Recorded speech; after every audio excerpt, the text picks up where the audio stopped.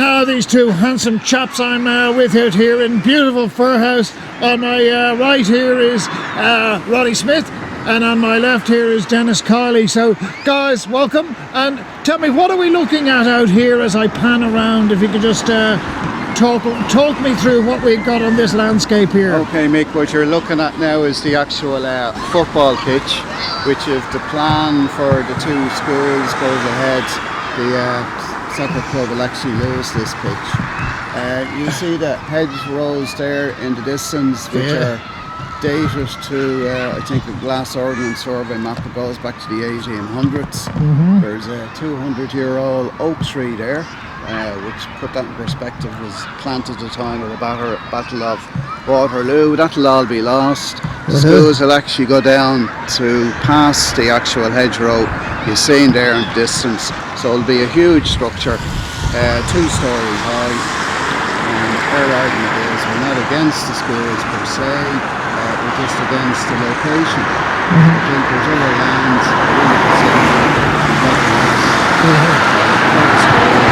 Firhouse is now a mature area. Most of the kids going to the local schools in Firhouse are all from outside Firhouse, and the need for schools is south of the Keily Road there, which is the link road onto the M50, where all the young kids are, rather than bringing them into a mature area that have to cross the road. There will be 1,000 kids and the traffic will be better. In the shot now, I've got a shot of the school. What's going to be the status of that school? Is that going to stay there? That will be demolished. That will be demolished. That's part of the planning permission, in that they demolished this newly completed school of 3 months to complete when the other school is completed. We won't call it a school. We call it a campus. It's massive. Okay, and the other side of that, you've got scouts and football teams. We've got the basic area where the football club, the scouts, the community centre have all been given that piece of land to build community activities and buildings in it. As we're talking here, Denis, I noticed we just had 4 cars going by in a very short period of time. Is this a busy road here? This is a busy road, and it's a bus route. It gets extremely busy most evenings at commuter time, and most evenings on Saturday when we're in full flight with the football here. There isn't room to move. Okay. What's the situation? I mean, these seem to be relatively new houses. If I just pan around here and have a look at what we've got in the background here, they seem to be relatively new, and what I mean by that is within the last, say, 25 years. What's the situation as far as the house? The estates were built in the mid-70s. And this side of the Keily Road, the houses to the south in Ballycullen were obviously built from the mid-90s onwards. Obviously, as I said earlier, it's where the young kids are. It's in the Ballycullen section rather than the Firhouse section. It's a mature profile if you could use that in this day and age. But we also have an issue with the actual roads that you see in front of you here. On the camber on that is actually very bad, and there was numerous accidents here in the past on it. As you see, the council have a crash barrier put there to stop the cars from mounting the footpath, and this is where they plan to bring 1,000 kids across a dangerous road, which to me is a crazy situation. Sure. Now, as I say, is it all going to be this stretch here behind me, where you're calling the football pitch? Is that the area that's primarily going to be affected? Yeah, that's correct. The area from the last building of the community complex, stroke youth club, stroke football club, down to where the far side of the hedge bar down there. That's where it's going. Sure. And so what's going to happen to that old school that we can see behind you then, Denis? That school, as such, as we're talking there, will be demolished. And what will happen to the land, do we know? They will put activities and facilities to associated with the new school. Yep. What we talk about there, who are we talking about? We're talking about the Department of Education. So it's national government? Oh, absolutely. Yeah. So what's the role then of the local government? What's the role of South Dublin Council? The local government effectively sold the land off. They had a Part 8 on the basis of the sold the land to the Department of Education for, we're not quite sure of the actual sum, but it was substantial. They made several attempts to get it through, which we obviously objected to in a format, but we were given, let's just say we were given a lot of false information in relation to when it was on, when it was going through, and in fairness to some of the local councillors, a lot of them were given false information. And they actually voted on the basis of the information that was given by the county manager. I have to ask you then, Denis, what do you mean by false information? Was it incomplete? Was it misleading? Was it actually inaccurate or wrong? It wasn't accurate on the basis of catchment areas to schools. It wasn't correct in relation to the total catchment area and the investigation of other areas that we had said are suitable for putting the activities that they wanted in. Okay, then I have to ask you the tough question. Was this, shall we say, not complete in the sense that we did an inadequate job or a deficient job, or was it deliberately an intention to mislead? Well, I think in fairness, I wouldn't like to sort of put myself on record as saying that the council would do anything that would be untoward. Yeah. But let's put it this way, there's a lot of unquestioned or unanswered questions that are there and haven't been answered. So in terms of dealing with the council themselves, what sort of responses have you been getting? I presume you've gone through the usual process of put in submissions, raised objections, Correct. Perhaps even attended some of the hearings. Oh, lots of them. Yeah. This process has been going on now for about 5 years. And in all honesty, had we not caught on to what was going on 5 years ago, we'd be looking at a school now at this stage. It was done very, very secretly, very little activities until we got word through the football club that this is the act that they were going ahead with. Sure.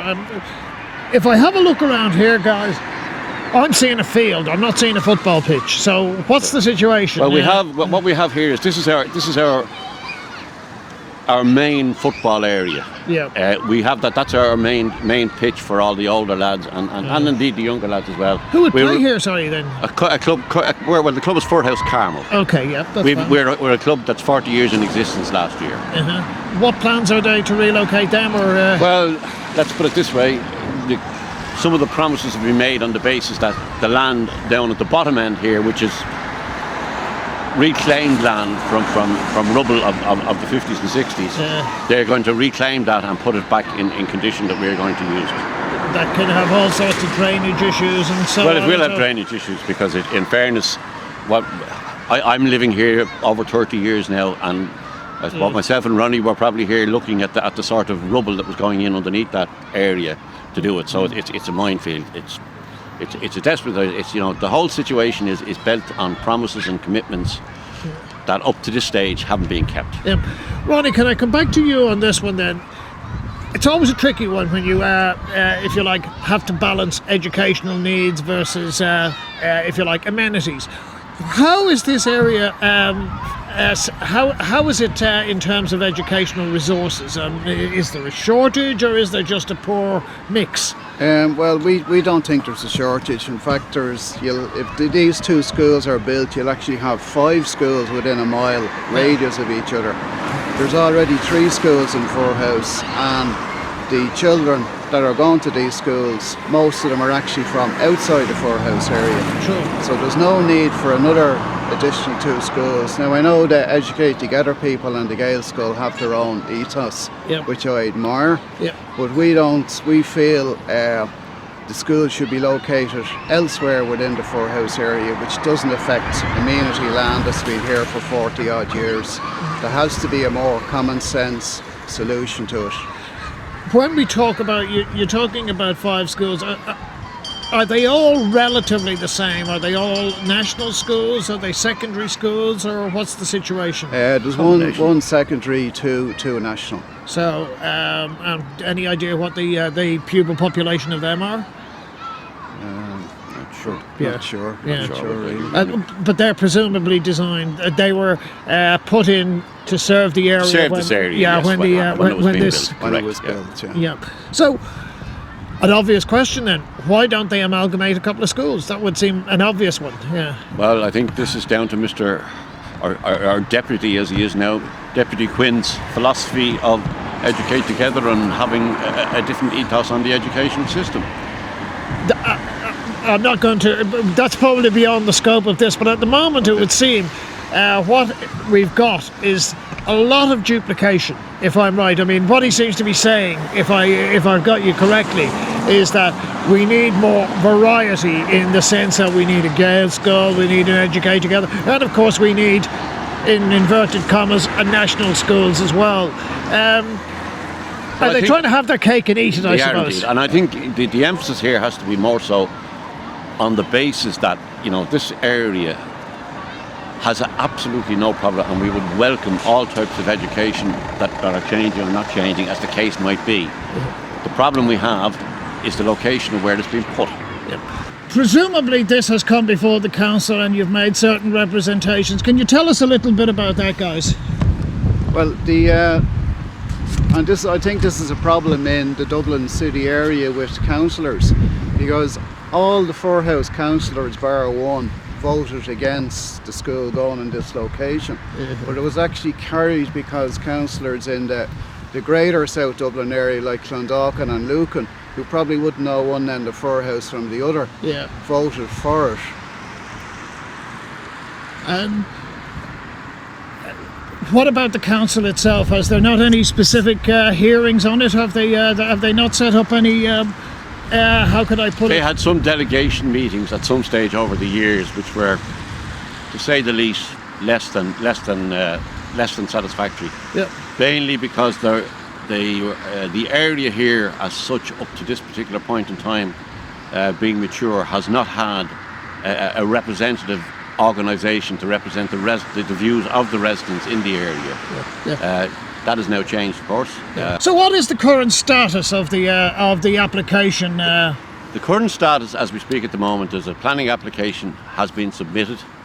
Objections have been made, submissions have been made. At this moment in time, the council are looking for some additional information on some of the objections that were received in relation to the plan. And that's where we are sitting at the moment. We are awaiting the decision of the council, which could be very imminent, or might not be if they look for more information. So that's where we are at this moment in time. And what about the Department of Education themselves? Have they come out and checked it out or given you any variety on it? Well, we've had several meetings within the football club to the Department of Education, but in fairness, it was talking about a completed article. It wasn't talking about how we can do it and how we can't do it. So we've, as a club, we've tried to facilitate the council in all their activities, but unfortunately, we probably weren't boisterous enough. Okay. To be taken seriously. Okay, can I put something to you? And this is just listening to you guys now, and it strikes me as just a bit contradictory in the sense it seems like what we're looking at putting in is a girls' school. Am I right about this? Correct. And an educate together. Correct. But separate.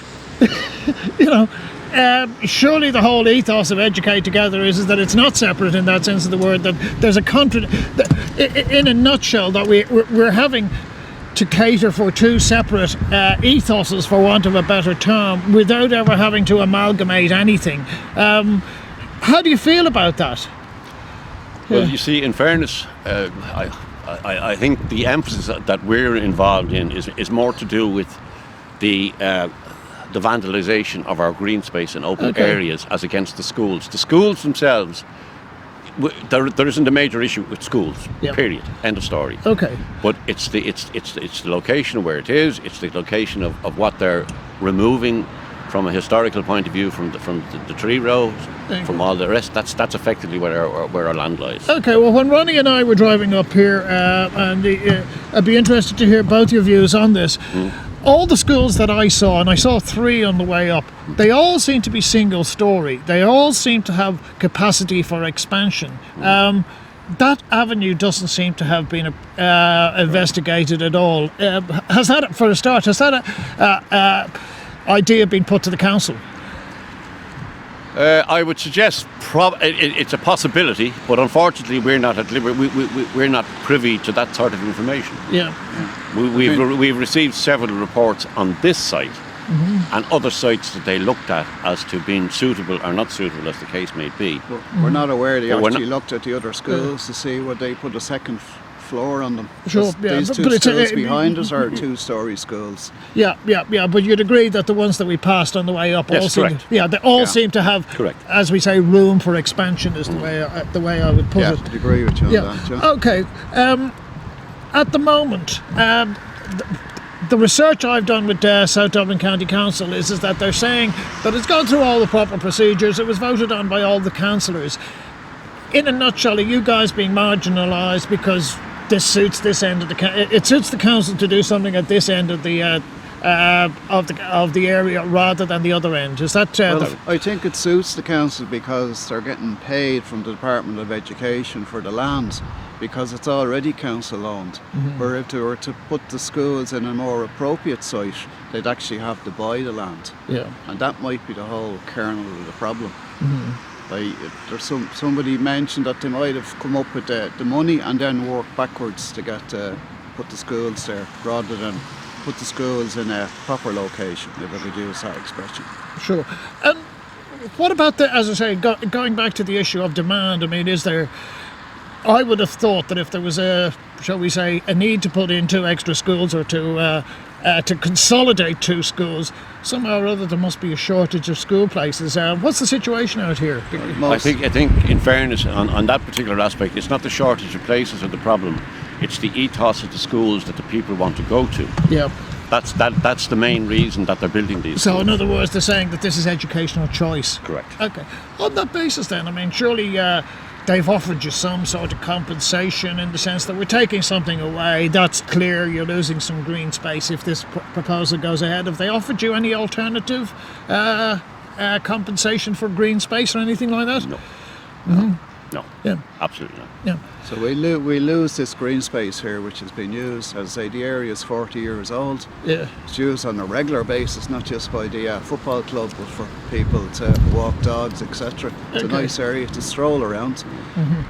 They're just going to drop two-storey schools on it, and it'll be gone. Yep.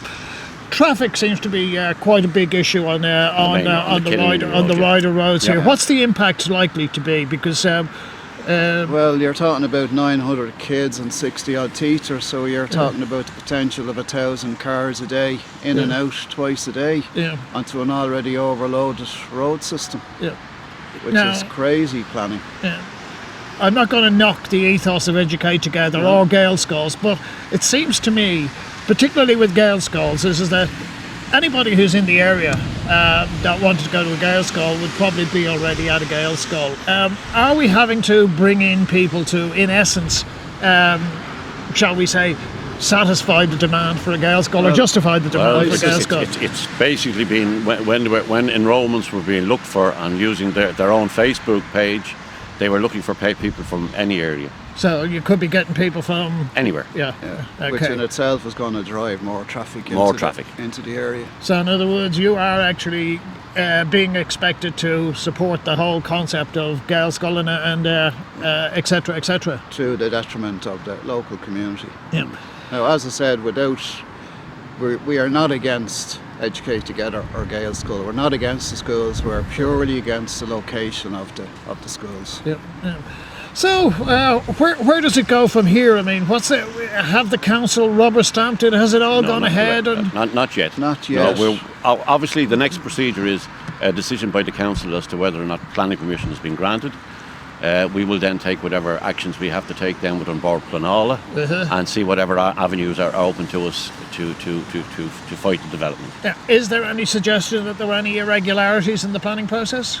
Well, in other words, were they a bit not so much? We have to sort of investigate that with obviously we'll engage some development people, some planning people to go through the plans in any to see is there any discrepancies within the organisation, within the way it was set up. Yeah. I got to ask you because coming from Clontarf, where we had a big schmozzle out there, Is there any suggestion that this is all coming to the fore now because there's an election coming up, just like we had in Clontarf, that the whole issue of our bay lay dormant for quite some time until the election came up? What's the situation out here? Is there anybody running with it as a political issue? Not that I'm aware of at this stage. Not that I'm aware of at this stage. So is it purely planning? Purely planning? No, it's purely bad planning. Okay, yeah. Well, inadequate is probably... I'm not a planner, I have to say. Yeah, okay. So, when we had an issue out in Clontarf, particularly with the major flood defence, which everybody objected to, not the current one, but the previous one, generally, people in my neck of the woods, we tend to look at the council for one thing, and if they're not behaving themselves, we always have the option of going to courts. What's the situation with you guys? Is that is that ultimately an option for you? It probably is, but hopefully we don't have to go down that route. But the feeling in Firhouse is so strong that I think that if that was left with our only option, we would pursue it. And is it an election issue? It probably will be in Firhouse area. Okay. What about, and this is a suggestion I put to the people out in Clontarf.